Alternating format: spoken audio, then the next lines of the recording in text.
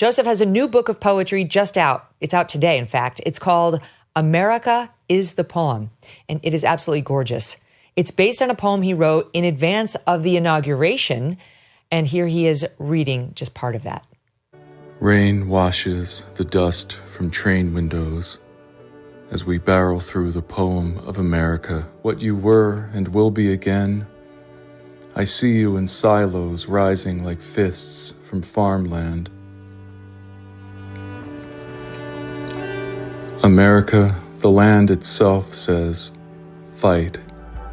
America, you defy the narratives imposed to poison your majesty. There is no other time to watch her rise again.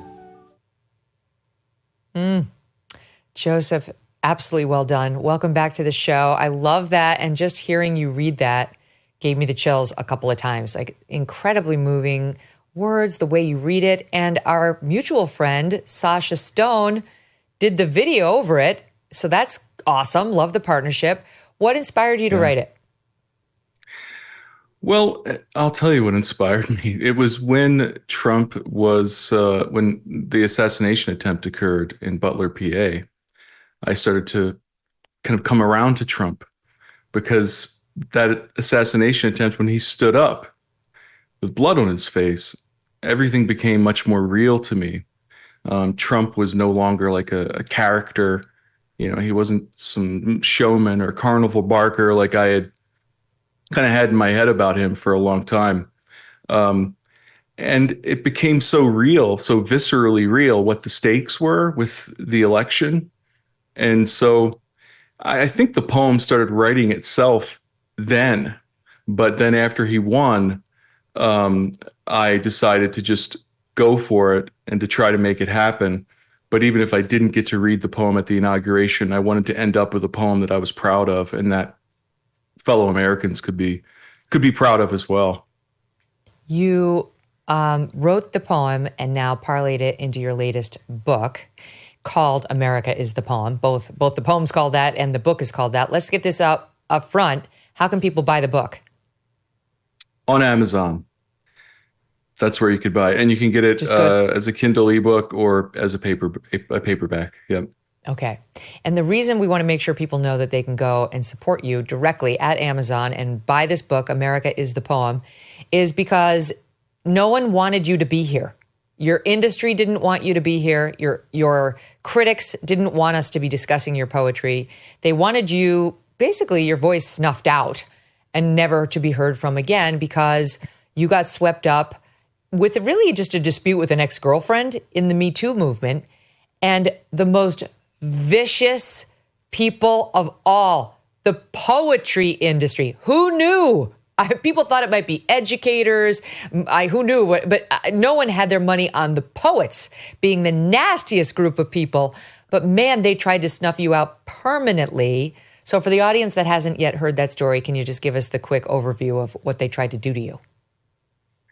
Yeah, well, I wrote an essay for Quillette that goes into great detail about the whole thing. It's my side of the story. Anyone can check that out for all those details. But yeah, I was living a decent, clean life after being kind of a drunk in my 20s and being a bit inappropriate at times, as I admitted in the essay and in various public declarations that didn't go anywhere. It was just throwing chum to sharks. But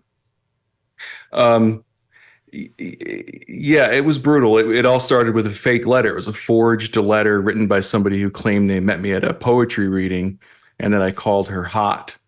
And it was put on a WordPress website. And then this woman that I had been involved with, posted the link with malicious intent. And it just spread like wildfire through the poetry community and beyond into the wider literary world. It was mentioned in Publishers Weekly. There was a disgusting defamatory article published about me in some magazine that's defunct now, but at the time it got a lot of traction. And so I immediately lost jobs. I lost a job I had at the University of Pennsylvania. I lost book deals. I had a book coming out with Wesleyan University Press that was scrapped.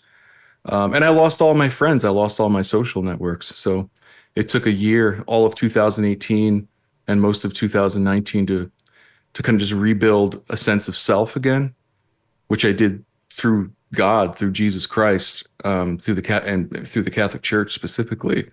And then I was able to re-engage my poetry in a way that was even more vital and important. I realized that I never wrote poetry to become successful. It was always a survival, kind of a survival skill for me. Mm-hmm. Do you wonder why you haven't been welcomed back in? You know, you were reviewed by the New York Times and all these other mainstream so-called publications, and we're seeing many men who were kind of canceled by the Me Too movement given a road back. Why not you? Like, what's to stop you from going that route? Why wouldn't they allow you back?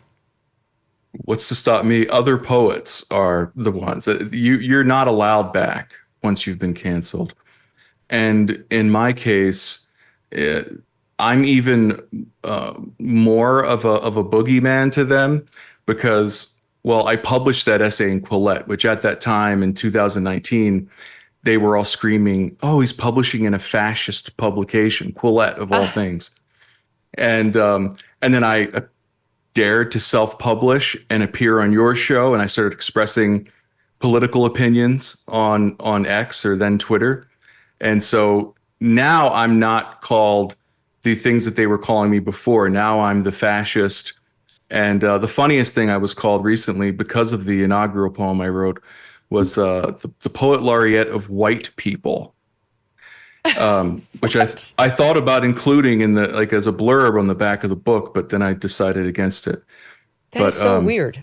I don't even understand that. Very weird. It's not something you write about. You're not like, that's not your thing. Your thing is beauty, and you find beauty in the smallest places, and you spread it both with your photography and your poems, and you spread it to all of us if we follow you on Substack, on your weekly news letter, which you deliver by email, on your poems, on your books. So I don't even get the race thing. Is that just to diminish you because they think you're a Trump supporter?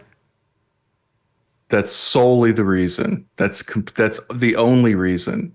And when I posted a picture of myself wearing a Trump T-shirt, it was like being canceled all over again. Getting messages from friends or people I thought were friends. "I can't believe you would do this. I can't believe it." I'm like, what? Why? And it was they never really have any concrete arguments. It's just pure reactivity. And it's not the kind of behavior I ever expected from poets. Growing up and reading poetry, reading Rimbaud and Blake and et cetera. I mean, these people were outliers. They were rebels. They weren't just towing the line. And poets these days, like every other artist in every other field, they seem to just toe the line to keep the federal, to keep the grant money coming. Social justice scolds. Yes, yeah. And I wonder what percentage of them just do it to keep themselves out of the line of fire, you know? Mm-hmm. Even still, even in 2025? Yeah. Oh, I know. There's apparently a big cancellation going on right now. I won't say any details, but it's just as ugly as it was in 2018. And so I realized a year or two after the cancellation started that I wasn't going to be allowed back, and I'm going to have to do it myself. And so this book and the prior three books are published under my own imprint. And so they can't cancel me. They can't pull my book because they think I'm a fascist or the poet laureate of white people. And it drives them crazy. It does drive them crazy, yeah. And I can't say I mind. You are moving up the ranks already. We have to make sure that Joseph hits number one. We have to make sure in poetry. And who are you bouncing off of the number one spot if we manage to make this happen? Well, I would like to take the number one spot from Maria Shriver. Maria Shriver has a book of poetry out, and it's abysmal. She's not a poet. She's not a poet. No. She could have not broken the lines up, and it would have been probably maybe a better book. But she's not a poet. This needs to happen. So I should take this today. Spot. Yes. Yes, please, please. You know what? We're here just in time for Father's Day and Mother's Day coming up in June and May, respectively. This is a beautiful gift. Why? Like, what are you going to do? You're going to give like another coffee mug or picture frame or bouquet of flowers. Okay, I mean, fine, nice try, but coupled with a book of poetry called America is the Poem, something patriotic, something that will stir a feeling inside of them, a way a bouquet of flowers never could do. That's what you need to do. Go to Amazon right now, buy it. It's called America is the Poem by Joseph Massey. And not only are you getting a great gift for yourself or someone you love, but you're supporting Joseph Massey and most importantly, giving a strong middle finger to the assholes who tried to ruin this man twice, right? For being swept up in an alleged Me Too situation and then for being a Trump supporter. We're the answer. We are the answer. We're the only ones who can tell the woke Puritan mobs he's not canceled. F off. You've heard about tariffs recently, plus inflation, supply chain disruptions. It's a lot, but there is a silver lining that most people missed. President Trump specifically exempted gold and silver bullion from the tariff talk. The administration preserved the ability to diversify into precious metals. If you are concerned about your savings, consider a free consultation with a Birch Gold precious metals specialist. The first step is to text MK to 989898 and receive your free no-obligation info kit on gold. Learn how to hold gold and silver in a tax-sheltered account. Birch Gold will help you convert an existing IRA or 401k into a gold IRA for no money out of pocket. With an A-plus rating from the Better Business Bureau and thousands of thankful customers, consider texting MK to 989898. Again, text MK to 989898 to claim your free info kit right now. Thanks so much for watching. If you like what you just saw, hit the subscribe button for more clips and full episodes.